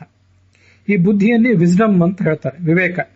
ಯಾವ್ದನ್ನ ಮಾಡಬೇಕು ಯಾವ್ದನ್ನ ಮಾಡಬಾರದು ಅನ್ನೋದ್ರ ಬಗ್ಗೆ ಒಂದು ಎಚ್ಚರ, ಅದನ್ನೇ ವಿಸ್ಡಮ್ ಅಂತ ಈ ಜಗತ್ತಿನಲ್ಲಿ ಈ ಬೇರೆ ಭಾಷೆಯಲ್ಲಿ ಕೂಡ ವರ್ಣನೆ ಮಾಡ್ತಾರೆ. ಹೀಗೆ ಬುದ್ಧಿ, ಕಾರ್ಯಕಾರ್ಯ ವಿನಿಶ್ಚಯ ಮತ್ತು ವಿಸ್ಡಮ್ ಈ ಮೂರು ಒಂದು, ಜ್ಞಾನ, ಪ್ರತೀತಿ, ನಾಲೆಜ್ ಈ ಮೂರು ಒಂದು. ಅದನ್ನೇ ಇಲ್ಲಿ ಜ್ಞಾನ ಬುದ್ಧಿಯುತಾಹ ಅಪಿ, ಬೇಕಾದಷ್ಟು ಪ್ರತೀತಿ ಇದೆ, ಇನ್ಫಾರ್ಮೇಶನ್ ಇದೆ, ನಾಲೆಜ್ ಇದೆ, ಬುದ್ಧಿ ವಿಸ್ಡಮೂ ಇದೆ. ಆದರೆ ನಿಷ್ಕಿಂಚನಾಹ, ಅವರು ದರಿದ್ರರಾಗಿ ಬಿಡ್ತಾರೆ. ಯಾಕೆಂದ್ರೆ ಹಿಂದಿನ ಜನ್ಮದಲ್ಲಿ ಆ ದಾನಗಳನ್ನ ಮಾಡಲಿಲ್ಲ.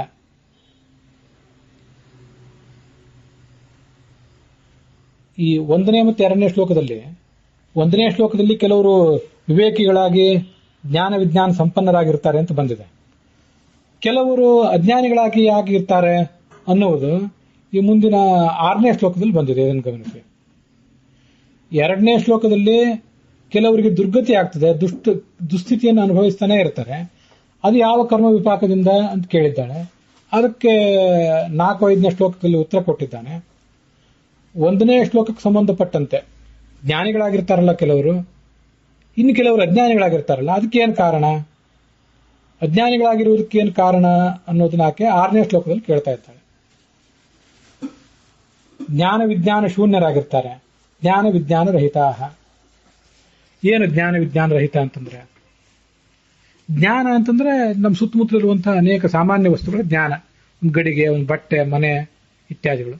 ವಿಜ್ಞಾನ ಅಂತಂದ್ರೆ ತತ್ವಜ್ಞಾನ ಅಂತ ಅರ್ಥ. ಇನ್ನೊಂದು ತತ್ವಜ್ಞಾನದಲ್ಲಿಯೇ ಜ್ಞಾನ ಅಂತಂದ್ರೆ ಅನೇಕ ಜನ ಸಾಧಕರು ಮುಕ್ತಿಯನ್ನು ಸದ್ಗತಿಯನ್ನು ತಲುಪಬೇಕಾದಂತಹ ಅನೇಕ ಜನ ಸಾಧಕರು ಒಟ್ಟಾರೆ ಎಲ್ಲರೂ ಸೇರಿ ಏನಂತ ತಿಳ್ಕೋಬೇಕು, ಅದಕ್ಕೆ ಜ್ಞಾನ ಅಂತ ಕರೀತಾರೆ. ಅದನ್ನ ಈ ಕೆಲವು ವಿಷಯಗಳು ನನಗೂ ಗೊತ್ತಾಗಬೇಕಾಗಿರ್ತದೆ, ನಿಮಗೂ ಗೊತ್ತಾಗಬೇಕು. ಪರಮಾತ್ಮನ ಶಕ್ತಿ, ಜಗತ್ತು ಆತನ ಅಧೀನ ಅನ್ನೋದು, ನಾವೆಲ್ಲರೂ ಪರಮಾತ್ಮನ ಪ್ರತಿಬಿಂಬರು ಅಂತ ಅನ್ನೋದು, ಜಗತ್ತೆಲ್ಲವೂ ಪರಮಾತ್ಮನ ಸೃಷ್ಟಿ, ಉತ್ಪತ್ತಿ, ಸ್ಥಿತಿ, ಸಂಹಾರ ಇದೆಲ್ಲವೂ ಕೂಡ ಭಗವಂತನಿಂದ ಆಗ್ತದೆ ಅಂತ ಅನ್ನೋದು, ಇವು ಕೆಲವು ಸಾಮಾನ್ಯವಾದ ಸಂಗತಿಗಳು. ಯಾವುದು ಭಗವಂತನ ಅವತಾರ, ಯಾವುದು ಭಗವಂತನ ಅವತಾರ ಅನ್ನುವುದು ಅಲ್ಲ, ಇದೆಲ್ಲವೂ ಕೂಡ ಸಾಮಾನ್ಯವಾದಂಥ ಸಂಗತಿಗಳು. ಇದು ನಮಗೂ ಗೊತ್ತಿರಬೇಕು, ನಿಮಗೂ ಗೊತ್ತಿರಬೇಕು. ಆದರೆ ವಿಜ್ಞಾನ ಆತ್ಮಯೋಗ್ಯಂ ಸ್ಯಾತ್, ನಾನು ನನ್ನ ಅಪರೋಕ್ಷ ಜ್ಞಾನಕ್ಕಾಗಿ ಯಾವುದೋ ಒಂದು ಸಾಧನೆ ಮಾಡಬೇಕಾಗ್ತದೆ. ಭಗವಂತನ ಯಾವುದೋ ಒಂದು ಬಿಂಬ ರೂಪವನ್ನು ನಾನು ಸಾಕ್ಷಾತ್ಕರಿಸ್ಕೋಬೇಕಾಗ್ತದೆ. ನಾನು ಸಾಕ್ಷಾತ್ಕರಿಸಿಕೊಂಡ ಬಿಂಬ ಪ್ರಾಯ ನಿಮಗೆ ಸಾಕ್ಷಾತ್ಕಾರಕ್ಕೆ ವಿಷಯ ಆಗೋದಿಲ್ಲ. ಹಾಗೆ ನಿಮ್ಮ ಬಿಂಬ ಸಾಕ್ಷಾತ್ಕಾರ ನನ್ನದಲ್ಲ, ಮತ್ತೊಬ್ಬರದು ಅಲ್ಲ. ಇದಕ್ಕೆ ವಿಜ್ಞಾನ ಅಂತ ಕರೀತಾರೆ. ವಿಜ್ಞಾನ ಆತ್ಮಯೋಗ್ಯಂ ಸ್ಯಾತ್.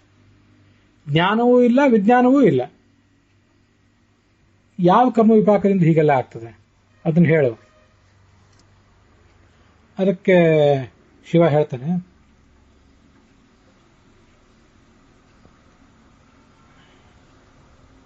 ಯೇ ಪುರ ಮನುಜಾದೇವಿ ಬಾಲಿಶಾಹ ಅಪಿ ಸರ್ವಶಃ. ಹಿಂದಿನ ಜನ್ಮದಲ್ಲಿ ಅಪಕ್ವವಾದಂತಹ ಬುದ್ಧಿ ಒಳ್ಳೆಯವರೇ ಆಗಿರ್ತಾರೆ. ಆದರೂ ಕೂಡ ಕೆಲವೊಂದು ಬಾರಿ ದೀನ ದಲಿತರು, ದುಃಖಿತರು ಮೊದಲಾದವರಿಗೆ ಒಂದಿಷ್ಟೇನೋ ಉಪಕಾರವನ್ನು ಮಾಡಬೇಕು, ಅವರ ಕಷ್ಟಕ್ಕೆ ನೆರವಾಗಬೇಕು ಅಂತ ಬಯಸ್ತಾರೆ. ಹಾಗೆ ಬಯಸಿದವರಾಗಿ ಏನೋ ದಾನಾದಿಗಳನ್ನು ಮಾಡ್ತಾರೆ. ತಾವೇನು ದೊಡ್ಡ ವಿದ್ವಾಂಸರಾಗಿರ್ಲಿಕ್ಕಿಲ್ಲ, ಜ್ಞಾನಿಗಳಾಗಿರ್ಲಿಕ್ಕಿಲ್ಲ. ಅಂಥವರು ಮುಂದಿನ ಜನ್ಮದಲ್ಲಿ ಅದರ ಫಲವನ್ನು ಅನುಭವಿಸ್ತಾರೆ. ಪಂಡಿತ ಅಪಂಡಿತೋ ವಾಪಿ 9ನೇ ಶ್ಲೋಕ. ತಾವು ಸ್ವಯಂ ಪಂಡಿತರಾಗಿರ್ಲಿ ಬಿಡ್ಲಿ, ಅದರ ಫಲವನ್ನಂತೂ ಅನುಭವಿಸ್ತಾರೆ. ಬುದ್ಧ್ಯ ಅನಪೇಕ್ಷಿತಂ ದಾನಂ. ದಾನ ಹಿಂದಿನ ಜನ್ಮದಲ್ಲಿ ಮಾಡಿದ್ದು ಈಗ ಫಲ ಕೊಡ್ಲಿಕ್ಕೆ ಮನುಷ್ಯನಿಗೆ ಪಾಂಡಿತ್ಯ ಏನು ಇರಬೇಕಾಗಿಲ್ಲ. ನೀವೇನ್ ಮಾಡಿದ್ದೀರಿ ಅದು ಬರ್ತದೆ, ಅದೊಂದು ನಿಯಮ ಅಷ್ಟೆ.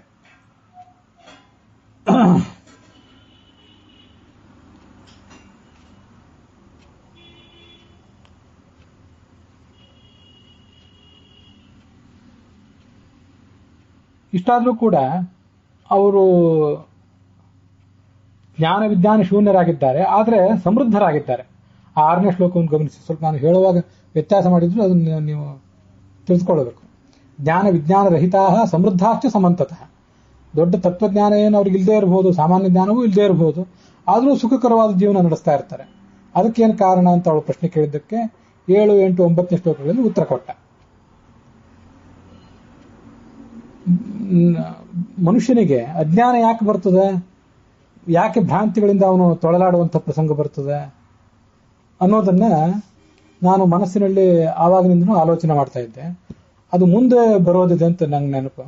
ಅವಸರದಿಂದ ಆ ಪ್ರಶ್ನೆ ನನಗೆ ಬಹಳ ಮಹತ್ವದ್ದಾಗಿ ಕಾಣಿಸಿದ್ರಿಂದ ಅದನ್ನ ಒಂದೆರಡು ಬಾರಿ ಅದರ ಸಂಸ್ಕಾರದಲ್ಲೇ, ಅದರ ನೆನಪಿನಲ್ಲೇ, ನಿರೀಕ್ಷೆಯಲ್ಲೇ ಇದ್ದಿದ್ರಿಂದ ಮೊದಲೇ ಅದನ್ನು ಹೇಳಿಬಿಟ್ಟೆ ಅಷ್ಟೇ. ಕೆಲವರು ವಿದ್ಯಾಸಂಪನ್ನರಾಗಿದ್ದಾರೆ. ನೋಡು 10ನೇ ಶ್ಲೋಕ. ವಿದ್ಯಾಸಂಪನ್ನರಾಗಿದ್ದಾರೆ, ಮೇಧಾವಿಗಳಾಗಿದ್ದಾರೆ, ವಿಶದಾಕ್ಷರಾಹ, ಚೆನ್ನಾಗಿ ಮಾತನಾಡಬಲ್ಲವರು. ಅವರು ಯಾವ ಕರ್ಮಗಳನ್ನು ಮಾಡಿದ್ದಾರೆ? ಅದಕ್ಕೆ ಶಿವ ಹೇಳ್ತಾನೆ, ಕೆಲವರು ಜ್ಞಾನಕ್ಕಾಗಿ ಗುರುಗಳ ಸೇವಾ ಮಾಡಿದ್ದಾರೆ ಶಾಸ್ತ್ರೋಕ್ತ ರೀತಿಯಲ್ಲಿ, ಇನ್ನೊಬ್ಬರಿಗೆ ಉಪದೇಶ ಮಾಡಿದ್ದಾರೆ.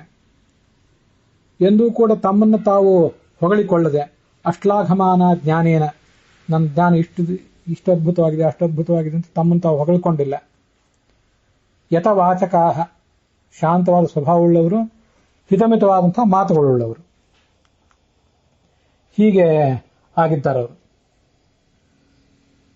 ಅಂಥವರು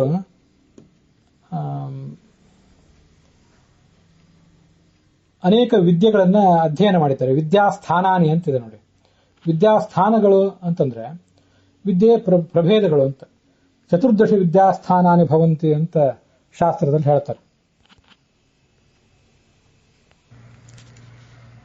ಆ ಸಾಧಕರಾದವರು ವಿದ್ಯಾಸ್ಥಾನಾನಿ ಏ ಲೋಕೆ ಸ್ಥಾಪಯಂತಿ ಯತ್ನತಃ, ಇದನ್ನು ನೋಡಿ ಬಹಳ ಮಹತ್ವದ್ದು. ವಿದ್ವಾಂಸರಾದವರು ಅವರೆಲ್ಲರ ಕರ್ತವ್ಯವನ್ನು ತೋರಿಸುವಂತ ಒಂದು ಭಾಗ ಅದು.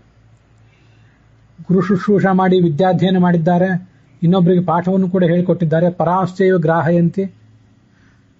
ಮತ್ತೆ ವಿದ್ಯಾಸ್ಥಾನಗಳನ್ನು ಜಗತ್ತಿನಲ್ಲಿ ಬಹಳ ಪ್ರಯತ್ನ ಪಟ್ಟು ಸ್ಥಾಪಯಂತಿ, ಅದನ್ನು ಪ್ರತಿಷ್ಠಾಪಿಸಬೇಕು. ಅದೆಂದೂ ಕೂಡ ನಾಶ ಹೊಂದದೇ ಇರುವಂತೆ ಅದನ್ನ ನೋಡಿಕೊಳ್ಬೇಕಾದ ಜವಾಬ್ದಾರಿ ಪೀಳಿಗೆಗಳದಾಗಿರ್ತದೆ. ಅದನ್ನು ಸ್ಥಾಪಯಂತಿ ಅನ್ನೋ ಶಬ್ದದಿಂದ ಹೇಳಿದ್ದಾರೆ. ಅಲ್ಲಿ ವಿದ್ಯಾಸ್ಥಾನ ಅಂತ ಶಬ್ದ ಬಂತಲ್ಲ, ನನಗೆ ಅಥರ್ವಣ ಉಪನಿಷತ್ತಿನ ಈ ಭಾಗ ನೆನಪಿಗೆ ಬರ್ತದೆ. ಶೌನಕರಿಗೆ ಆಂಗಿರಸರು ಹೇಳಿದರು, ದ್ವೇ ವಿದ್ಯೆ ವೇದಿತವ್ಯೇ ಇತಿಹಸ್ಮ ಯದ್ ಬ್ರಹ್ಮವಿದೋ ವದಂತಿ ಪರಾಚೈವ ಅಪರಾಚ. ಪರಾವಿದ್ಯಾ ಮತ್ತು ಅಪರಾವಿದ್ಯಾ ಅಂತ ಅನ್ನೋದನ್ನು ಎರಡನ್ನೂ ಕೂಡ ತಿಳಿದುಕೊಳ್ಬೇಕು. ಯಾವುದದು? ಉಪನಿಷತ್ತು ಹೇಳ್ತದೆ, ಋಗ್ವೇದ ತತ್ರ ಪರ ತತ್ರ ಅಪರ. ಋಗ್ವೇದ ಯಜುರ್ವೇದ ಸಾಮವೇದ ಅಥರ್ವ ವೇದ ಶಿಕ್ಷಾ ಕಲ್ಪೋ ವ್ಯಾಕರಣಂ ನಿರುಕ್ತಂ ಛಂದೋ ಜ್ಯೋತಿಷಮಿತಿ. ತತ್ ಅಥ ಪರ ಯಯಾ ತದಕ್ಷರಮಧಿಗಮ್ಯತೆ.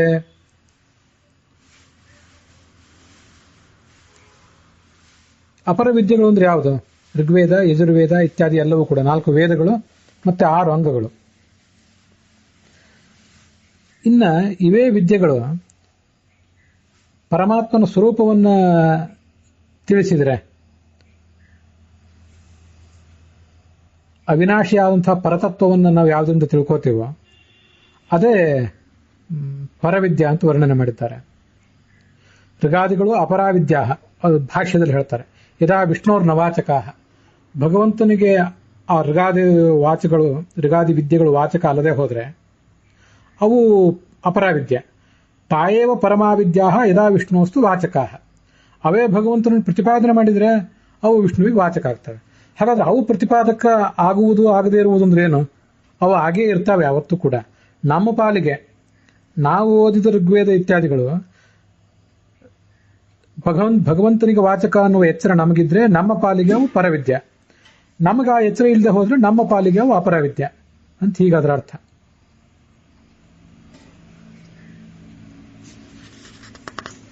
ಈ ಉಪನಿಷತ್ತಿನ ಭಾಷ್ಯದಲ್ಲಿ, ಅಥರ್ವಣ ಉಪನಿಷತ್ತಿನ ಭಾಷ್ಯದಲ್ಲಿ ಬಂದಂತಹ ಮಾತಿದು. ಯಾಕೆಂದ್ರೆ ಮಹಾಭಾರತದ್ದೇ ಒಂದು ಮಾತನ್ನ ಅಲ್ಲಿ ಉದ್ಧರಿಸ್ತಾರೆ. ಸರ್ವೇ ವೇದಾಯತ್ ಪದಮಾಮನಂತಿ ತಪಾಂಸಿ ಸರ್ವಾಣಿ ಚೇದ್ವದಂತಿ ಇದಿಚ್ಛಂತೋ ಬ್ರಹ್ಮಚರ್ಯಂ ಚರಂತಿ ತತ್ತೇ ಪದಂ ಸಂಗ್ರಹೇಣ ಪ್ರವಕ್ಷ್ಯೇ. ಯಾವ ಪರಮಾತ್ಮನನ್ನೇ ಎಲ್ಲಾ ವೇದಗಳು ಕೂಡ ಪ್ರತಿಪಾದನೆ ಮಾಡ್ತವೆ, ಎಲ್ಲ ತಪಸ್ಸು ಕೂಡ ಇರುವುದು ಅವನಿಗಾಗಿ. ಆ ಭಗವಂತನ ಪ್ರಸನ್ನತೆಗಾಗಿಯೇ ನಾವು ಬ್ರಹ್ಮಚರ್ಯವನ್ನು ಪಾಲಿಸಬೇಕು, ವೇದಾಧ್ಯಯನ ಮಾಡಬೇಕು. ಅಂಥ ಪರಮ ಸ್ವರೂಪವನ್ನು ನಿನಗೆ ಹೇಳ್ತೇನೆ ಅಂತ ಯಾರೋ ಒಬ್ರು ಗುರುಗಳಾದವರು ಶಿಷ್ಯರಿಗೆ ಹೇಳುವಂತಹ ಮಾತು. ತತ್ತೇ ಪದಂ ಸಂಗ್ರಹೇಣ ಪ್ರವಕ್ಷ್ಯೆ ಅಂತ ಮಹಾಭಾರತದಲ್ಲಿದೆ. ತತ್ತೇ ಪದಂ ಸಂಗ್ರಹೇಣ ಬ್ರವೀಮ್ಯೋಮಿತ್ಯೇತತ್ ಅಂತ ಕಾಟಿಕೋಪನಿಷತ್ನಲ್ಲಿದೆ. ಈ ಅಥರ್ವಣೋಪನಿಷತ್ನಲ್ಲಿಯೇ ಚತುರ್ದಶ ಮಹಾವಿದ್ಯಾ ಸ್ಥಾನಾನಿ ವೇದಿತವ್ಯಾನಿ ಭವಂತಿ ಇತಿ ಚ ಮೂಲಶ್ರುತಿ. ಮೂಲಶ್ರುತಿ ಅಂತ ಒಂದನ್ನು ಆಚಾರ್ಯರು ಉದ್ಧರಿಸಿದ್ದಾರೆ.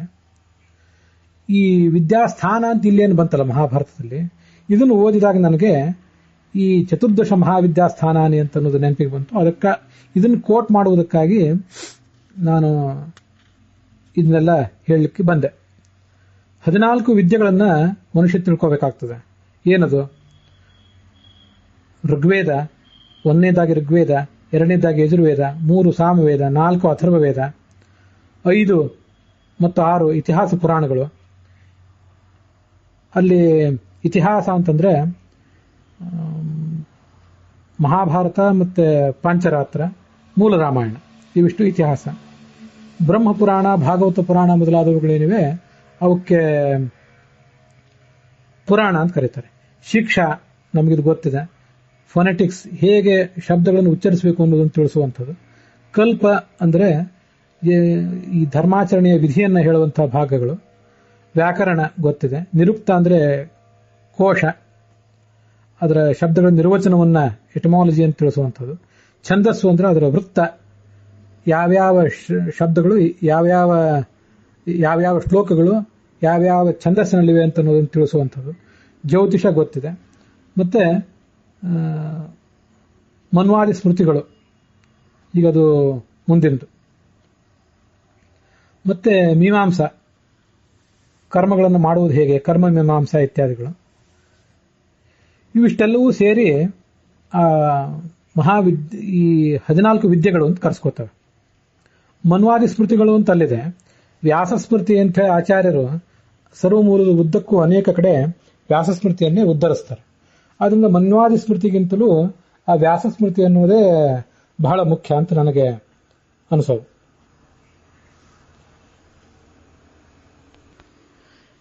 ಇಲ್ಲಿ ಮೂಲ ಶ್ರುತಿ ಅಂತ ಬಂತಲ್ಲ, ಆ ಮೂಲ ಶ್ರುತಿ ಅಂದ್ರೆ ಯಾವುದಿದು? ನಮಗೆ ಋಗ್ವೇದ, ಯಜುರ್ವೇದ, ಸಾಮವೇದ, ಅಥರ್ವವೇದ ಗೊತ್ತು. ಬ್ರಾಹ್ಮಣ, ಆರಣ್ಯಕ, ಉಪನಿಷತ್ತು ಇವೆಲ್ಲ ಗೊತ್ತು. ಮೂಲ ಶ್ರುತಿ ಅಂದ್ರೆ ಯಾವುದು? ಪಂಚರಾತ್ರ ಮೃಗಾದ್ಯಾಶ್ಚ ಸರ್ವಮೇಕಂ ಪುರಾ ಅಭವತ್ ಮೂಲವೇದ ಇತಿ ಹ್ಯಾಖ್ಯ ಕೃತೆ ಕಾಲೇ ಕೃತಯುಗೆ ತದಾ ನೈವ ಋಕ್ ಸಾಮಾದಿ ನಾಮಾನಿ ತದಾ ವೇದಸ್ಯ ಚಾಭವನ್. ಈ ಪಂಚರಾತ್ರ, ಮೃಗಾದಿ ವೇದವು ಈ ಎಲ್ಲ ವಾಂಗ್ಮಯ ಕೃತಯುಗದಲ್ಲಿ ಭಗವಂತನೊಬ್ಬನನ್ನೇ ಪ್ರತಿಪಾದನೆ ಮಾಡ್ತಿತ್ತು ಅಂದ್ರೆ ಮಾಡ್ತಾನೆ ಅಂತ ಅನ್ನೋದು ಎಲ್ರಿಗೂ ಗೊತ್ತಿತ್ತು. ಆ ವಾಂಗ್ಮಯಕ್ಕೆ ಮೂಲ ವೇದ ಅಂತ ಹೆಸರಿತ್ತು. ಋಗ್, ಯಜುಹು, ಸಾಮ ಅನ್ನೋ ವಿಭಾಗವೇ ಅವಾಗ ಇರಲಿಲ್ಲ.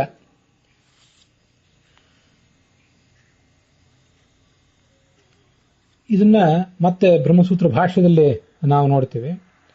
ಸರ್ವಕರ್ಮಕೃತೌ ಯಸ್ಮಾತ್ ಅಸಕ್ತಾಃ ಸರ್ವಜಂತವಃ ಶಾಖಾಭೇದಂ ಕರ್ಮಭೇದಂ ವ್ಯಾಸಃ ತಸ್ಮಾತ್ ಅಚೀಕೃಪತ್. ಎಲ್ಲ ಕರ್ಮಗಳನ್ನು ನಮಗೆ ಮಾಡ್ಲಿಕ್ಕೆ ಆಗೋದಿಲ್ಲ. ಅದಕ್ಕಾಗಿ ಶಾಖಾಭೇದಂ, ನೀವು ಯಜುಶಾಖಿಗಳು, ಅದರಲ್ಲೂ ನಿಮ್ದು ಕೃಷ್ಣ ಯಜುರ್ವೇದ, ನಿಮ್ದು ಶುಕ್ಲ ಯಜುರ್ವೇದ, ನೀವು ಋಗ್ವೇದಿಗಳು ಅಂತ ಹೀಗೆಲ್ಲ ಶಾಖಾಭೇದವನ್ನ ಮತ್ತು ಕರ್ಮಭೇದವನ್ನ ಮಾಡಿಕೊಟ್ಟಿದ್ದಾರೆ ನಮಗೆ ಎಲ್ಲವನ್ನೂ ಕೂಡ ಮಾಡ್ಲಿಕ್ಕೆ ಆಗುವುದಿಲ್ಲ. ಅದರಿಂದ ಅಧ್ಯಯನ ಮಾಡ್ಲಿಕ್ಕೆ ಆಗುವುದಿಲ್ಲ. ಅದರಿಂದ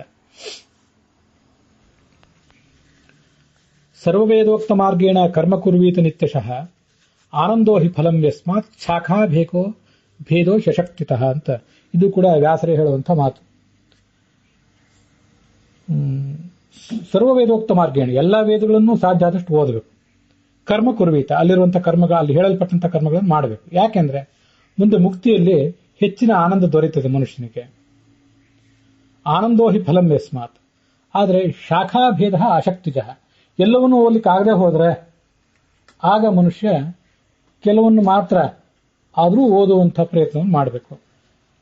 ತಾವು ಯಾವ ಶಾಖೆಯನ್ನು ಓದಬೇಕಾಗಿದೆಯೋ ಅದನ್ನೂ ಬಿಟ್ಟವನು ಭ್ರಷ್ಟ ಅಂತಾನೆ ಕರ್ಸ್ಕೋತಾನೆ.